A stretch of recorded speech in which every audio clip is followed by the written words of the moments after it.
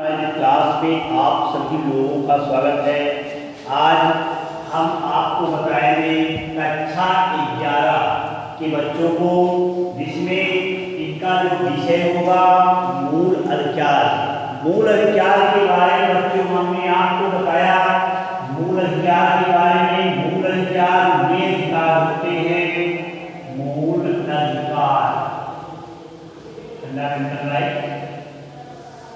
मूल अधिकार वे अधिकार होते हैं जो नागरिकों के लिए नितांत आवश्यक होते हैं, बेहद जरूरी होते हैं, अति आवश्यक होते हैं।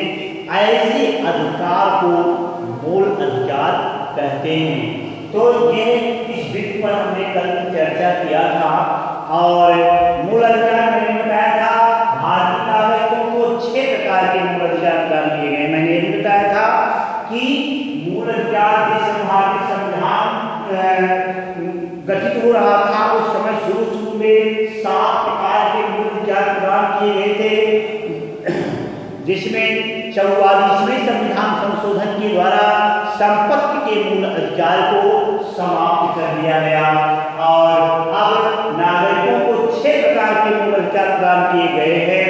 6 प्रकार के मूल अधिकारों में नंबर 1 समानता या समता का अधिकार, नंबर 2 स्वतंत्रता का अधिकार, नंबर 3 शोषण के विरुद्ध अधिकार, नंबर 4 शिक्षा और संस्कृति का अधिकार, नंबर 5 धार्मिक स्वतंत्रता का अधिकार और नंबर 6 है संवैधानिक उपचारों का अधिकार।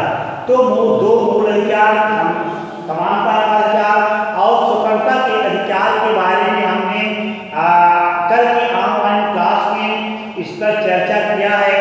आज हम चर्चा करेंगे शोषण के विरुद्ध अधिकार। नंबर तीसरा है शोषण के विरुद्ध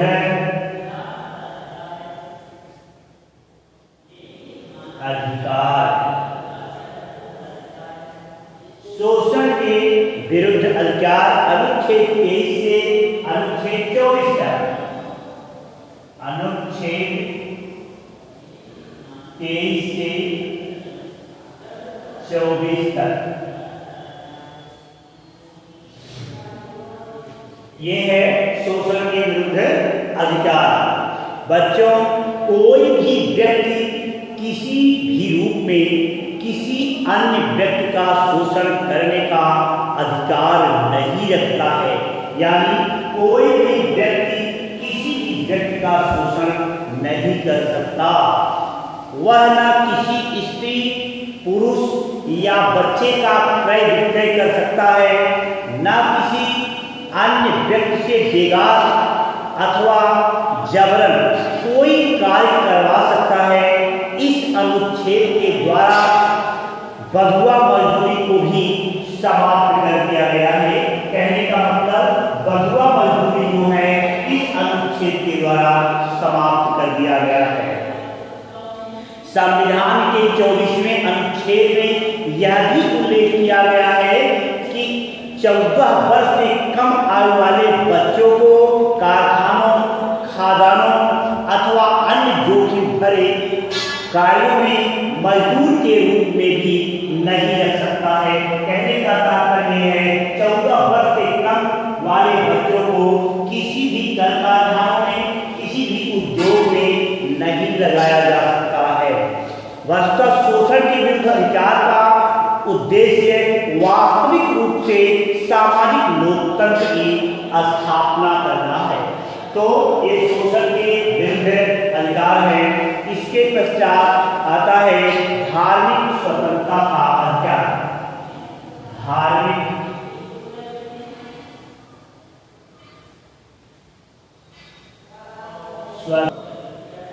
धार्मिक स्वतंत्रता का अधिकार।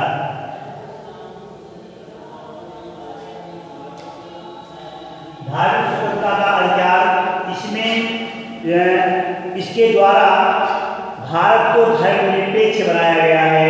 अनुच्छेद 25 से 28 तक है।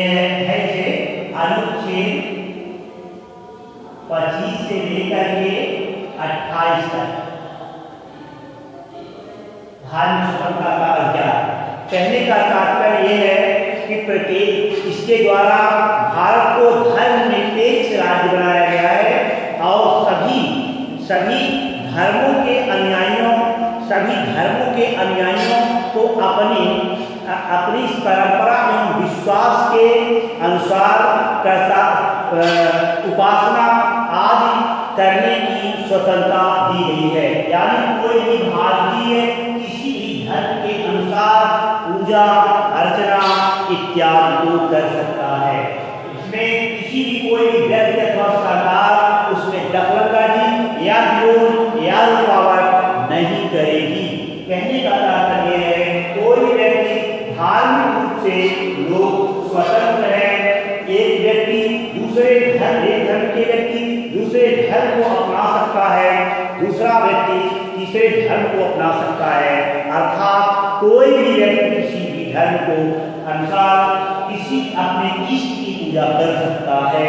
इसमें राज्य कोई दखलंदाजी नहीं करेगा।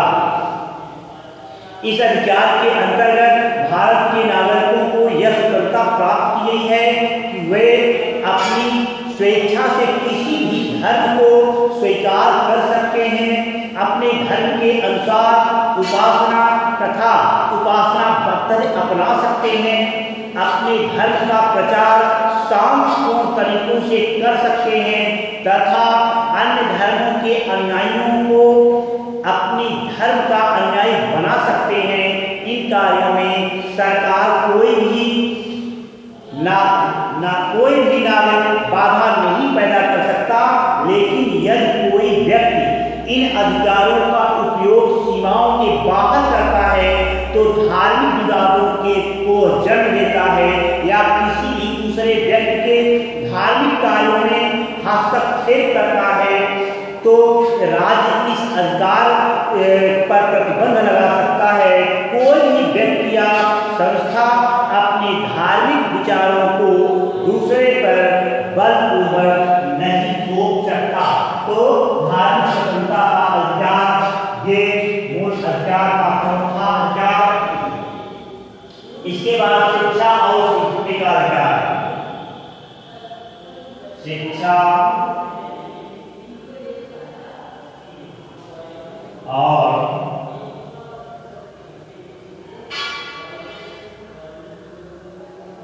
संस्कृति का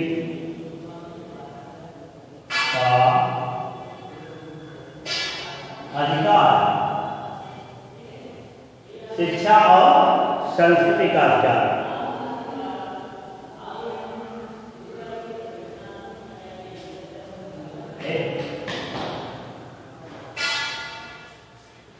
तो मूल अधिकार के अंतर्गत पहला शोषण के विरुद्ध अधिकार, धार्मिक स्वतंत्रता का अधिकार, शिक्षा और संस्कृति का अधिकार। और संस्कृति का अधिकार अनुच्छेद 29 तथा अनुच्छेद 30। अनुच्छेद 29 और अनुच्छेद 30 शिक्षा और संस्कृति का अधिकार।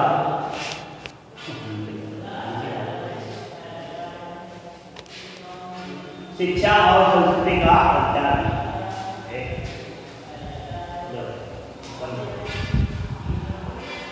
और संस्कृति का अधिकार अनुच्छेद 29 और अनुच्छेद 30 संविधान ने भारत के प्रत्येक जाति, वर्ग अथवा संप्रदाय को अपनी भाषा, अपनी लिपि तथा संस्कृति को सुरक्षित रखने का अधिकार प्रदान किया है। प्रत्येक व्यक्ति को सरकारी या गैर सरकारी शिक्षण संस्थाओं में शिक्षा प्राप्त करने का पूरा अधिकार है। या किसी भी धर्म, मूल, वंश या जाति का हो जिसका पोषण राज्यों द्वारा किया जाता है अथवा उनको राज्य वित्त से अनुदान के रूप में भी आर्थिक सहायता प्राप्त होती है। तो शिक्षा और संस्कृति के अधिकार में भारत का कोई भी व्यक्ति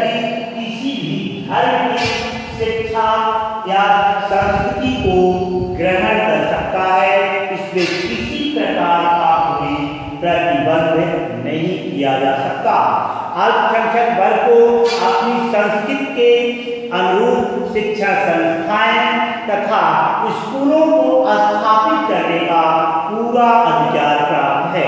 राज्य की ओर से उनको उसी प्रकार से सहायता प्राप्त होगी जैसे अन्य शिक्षण संस्थानों को प्राप्त होगी।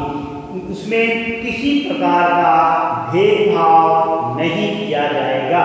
कुल मिलाकर कहने का तात्पर्य है, शिक्षा और संस्कृति का जो अधिकार है, भारत के किसी भी नागरिक को किसी भी प्रकार के शिक्षण संस्थाओं में प्रवेश अथवा शिक्षा ग्रहण करने का पूरा अधिकार है। अगला है संवैधानिक उपचारों का अधिकार।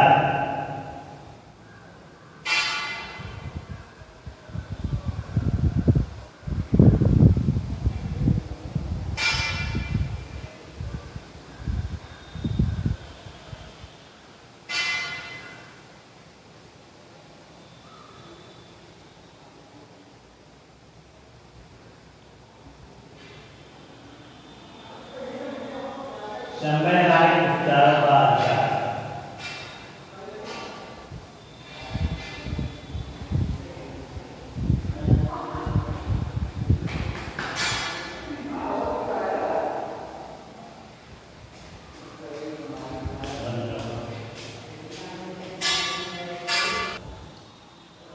संवैधानिक उपचारों का अधिकार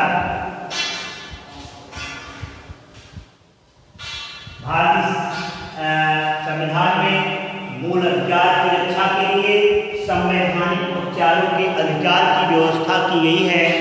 यह अनुच्छेद 32 के अंतर्गत आता है। अनुच्छेद 32 के अंतर्गत आता है। कहने का तात्पर्य यह है, मूल अधिकारों का तब तक कोई महत्व नहीं है जब तक उन्हें कोई बाध्यकारी शक्ति प्राप्त न हो। कहने का मतलब, मूल अधिकार का तब तक कोई महत्व नहीं है जब तक उन्हें कोई बाध्यकारी शक्ति का प्रयोग न किया जाए, अर्थात जब तक कोई बाध्यकारी शक्ति नहीं होगी तब तक उसका कोई महत्व विशेष नहीं है। इस तथ्य को ध्यान में रखकर भारतीय संविधान निर्माताओं ने संवैधानिक उपचारों के अधिकार को भी मूल अधिकारों में सम्मिलित किया है। वास्तव में उस व्यवस्था का होना नितांत आवश्यक है क्योंकि इसके अभाव में नागरिक उनका उपयोग करने में सर्वथा असफल हो जाते हैं। यह संभव है कि राज्य अथवा कोई अन्य नागरिक मूल अधिकारों के उपभोग से बाधा उत्पन्न करे। यदि इन अधिकारों पर राज्य अथवा कोई अन्य नागरिक कुठाराघात करता है तो प्रत्येक नागरिक को यह अधिकार होगा कि वह अपनी मूल अधिकारों को सुरक्षा की मांग की उचित कार्रवाई द्वारा भारत के उच्च न्यायालयों, उच्चतम न्यायालय में कर सकता है। तो उच्च न्यायालय को नागरिकों के मूल अधिकार को रक्षा करने का पूरा अधिकार है। तो ये उच्च न्यायालय और उच्चतम न्यायालय मूल अधिकार की रक्षा करते हैं। इसकी रक्षा के लिए वे एक आदेश अथवा लेख जारी करते हैं। पहला आदेश अथवा लेख है बंदी प्रत्यक्षीकरण।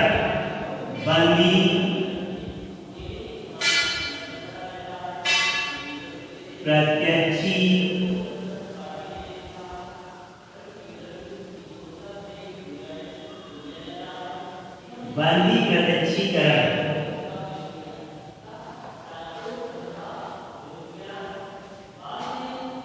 तो न्यायालय द्वारा जो पहला लेख जारी किया जाता है उसे कहते हैं बंदी प्रत्यक्षीकरण।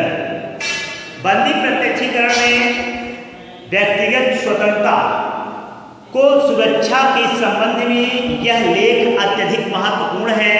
यह लेख उन नागरिक को प्रार्थना पर जारी किया जाता है जो यह समझता है कि उसे असंवैधानिक रूप से बंदी बनाया गया है या बंदी बनाने के कारणों को जांच किया जा सकता है या उन देशों उन दोनों पक्षों के बयानों को सुनकर न्यायालय इस बात का निर्णय देता है कि उस व्यक्ति को बंदी बनाया जाना वैधानिक है या नहीं। यदि उसका बंदी बनाना वैधानिक होता है या अवैधानिक होता है तो न्यायालय उस नागरिक को तत्काल मुक्त करने का आदेश देता है। कहने का मतलब किसी भी व्यक्ति को जब बंदी बनाया जाता है तो बंदी बनाए के निर्धारित समय तक यानी 24 घंटे तक किसी भी न्यायाधीश के सामने उसे बंदी बनाया जाएगा और बंदी बनाए जाने के कारणों को न्यायाधीश सुनेगा। अगर उसका कारण सिद्ध होता है वह बंदी बनाने योग्य है तो उसे बंदी बनाया जाएगा, नहीं तो उसे रिहा कर दिया जाएगा, छोड़ दिया जाएगा। तो इसे कहते हैं बंदी प्रत्यक्षीकरण। कुल मिला के कहने का तात्पर्य यह है अवैधानिक रूप से किसी भी व्यक्ति को बंदी नहीं बनाया जा सकता। अगर वो बंदी बना दिया गया है और न्यायालय अपनी अर्जी दायर करता है तो न्यायाधीश के सामने उसके कारणों को जाना जाएगा। अगर उसके कारण सिद्ध नहीं होते हैं तो ऐसे लोगों को तुरंत छोड़ दिया जाएगा। दूसरा है परमादेश।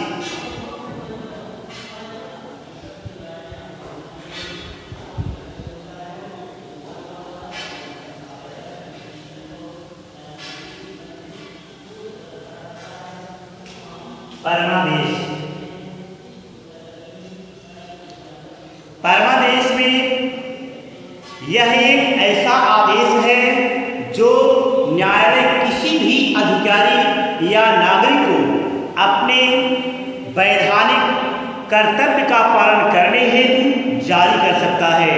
अर्थात सर्वोच्च न्यायालय अथवा उच्च न्यायालय उन व्यक्तियों या संस्थाओं के विरुद्ध परमादेश जारी कर सकता है जो अपने कर्तव्यों का पालन वैधानिक ढंग से नहीं करती हो।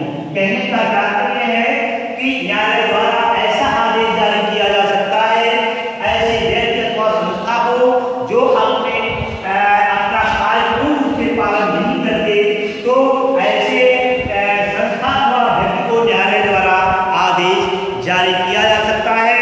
ऐसे आदेश को परमादेश कहा जाता है।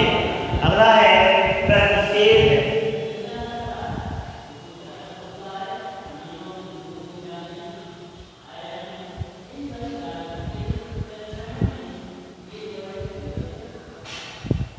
प्रतिषेध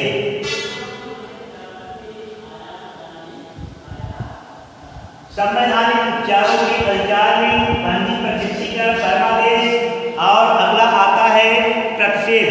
यह लेख परमादेश के ठीक विपरीत है। यदि कोई अधीनस्थ न्यायालय अपने अधिकार का उचित उपयोग नहीं करता या अपने संवैधानिक का अतिक्रमण करता है तो सर्वोच्च न्यायालय या उच्च न्यायालय उस न्यायालय के कार्यों को रोकने के लिए प्रतिषेध लेख जारी करता है। कहने का तात्पर्य यह है कि अगर कोई न्यायालय यानी अब उसकी निचली अदालतें यानी उच्चतम न्यायालय या उच्च न्यायालय को छोड़कर जो निचली अदालतें हैं अगर उसके प्रतिवेदन को नहीं मानता तो ऐसे अधिकार को मनाने के लिए न्यायालय द्वारा आदेश दिया जा सकता है या उसके कार्यों को रोका जा सकता है या उसको कार्यों को रोकने के लिए एक लेख जारी कर सकता है। इसे कहते हैं प्रतिषेध। अगला है उत्प्रेषण। उत्प्रेषण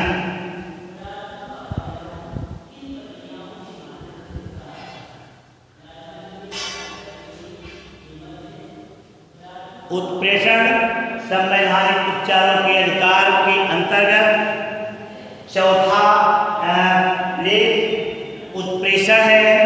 उत्प्रेषण में यह लेख उच्च न्यायालय द्वारा अपने अधीनस्थ न्यायालय को किसी भी मुकदमे में संबंधित समान अभिलेखों के उसके सम्मुख प्रस्तुत करने का आदेश जारी करता है, जिससे वह बाद उच्च न्यायालय में प्रारंभ हो सके।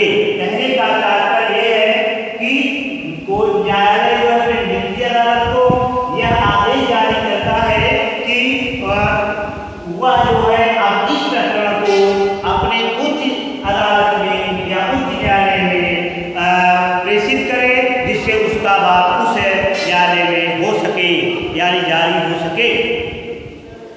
इस लेख द्वारा उच्च न्यायालय अपने अधीनस्थ न्यायालय को किसी मुकदमे में संबंधित समस्त अभिलेखों को उसके सम्मुख प्रस्तुत करने का आदेश जारी करता है, जिससे वह बात उच्च न्यायालय में प्रारंभ हो सके। अगला है अधिकार परीक्षा। अधिकार शिक्षा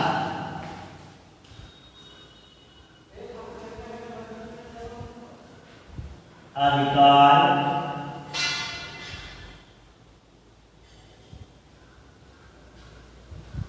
परीक्षा संवैधानिक उपचारों के अधिकार में पांचवा लेख जो है अधिकार परीक्षा का आता है।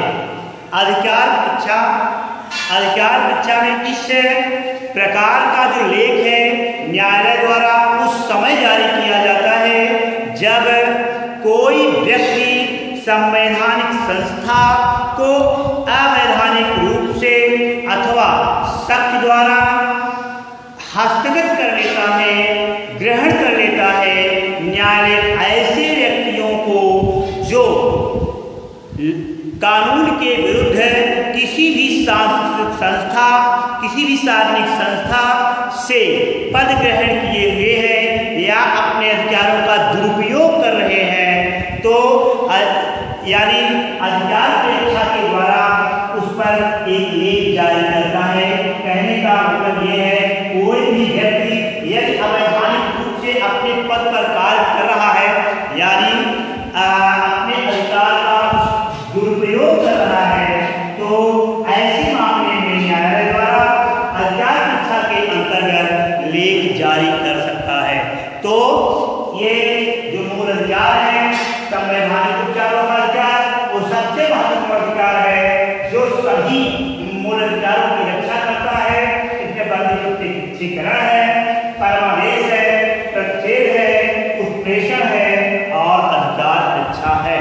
तो आज बच्चों हम आपको मूल अधिकार के बारे में बताए और मूल अधिकारों की रक्षा के लिए बंदी प्रत्यक्षीकरण में जो न्यायालय ने आदेश लिखा, जो लेख जारी किया, उसके बारे में बताया गया। तो आप सभी लोग इसको ध्यानपूर्वक देखेंगे और पुस्तकों के माध्यम से इसे पढ़ने का प्रयास करेंगे। धन्यवाद, थैंक यू।